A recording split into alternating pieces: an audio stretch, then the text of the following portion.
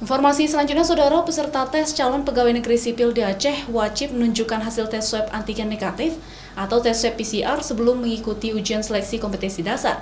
Bagi peserta yang positif COVID-19, saat hendak mengikuti ujian, maka pihak panitia akan melapor ke Badan Kepegawaian Nasional untuk dijadwalkan ulang. Sementara itu, akibat Kota Banda Aceh masuk dalam zona merah, sehingga penerapan prokes bagi peserta diperketat. Badan Kepegawaian Aceh bersama BKN Pusat mulai melaksanakan tes calon pegawai negeri Aceh untuk formasi di lingkungan pemerintah Aceh sejak sepekan yang lalu. Jumlah peserta SKD CPNS pemerintah Aceh tahun ini sebanyak 5.055 orang, sementara formasi yang tersedia sebanyak 370 orang. Ujian SKD ini berlangsung di Aula Badan Pengembangan Sumber Daya Manusia atau BPSDM Aceh.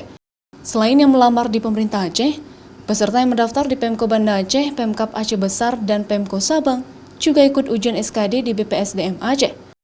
Akibat Kota Banda Aceh masuk dalam kategori zona merah, peserta tes CPNS wajib menunjukkan surat hasil tes swab PCR berlaku 2 kali 24 jam atau hasil tes swab antigen 1 kali 24 jam. Selain itu, sebelum masuk ruangan ujian, peserta harus di-screening suhu tubuh agar memastikan peserta yang mengikuti ujian dalam kondisi sehat. Bagi peserta ujian yang memiliki suhu tubuh tinggi, maka disediakan ruang ujian terpisah yang dipantau oleh petugas khusus sehingga peserta bisa mengikuti ujian dengan nyaman. Sedangkan bagi peserta yang positif COVID-19 saat hendak mengikuti ujian, maka pihak panitia akan melapor ke Badan Kepegawaian Nasional untuk dijadwalkan ulang. Peserta sesuai dengan surat edaran BKN yang pertama adalah melengkapi surat antigen ataupun PCR.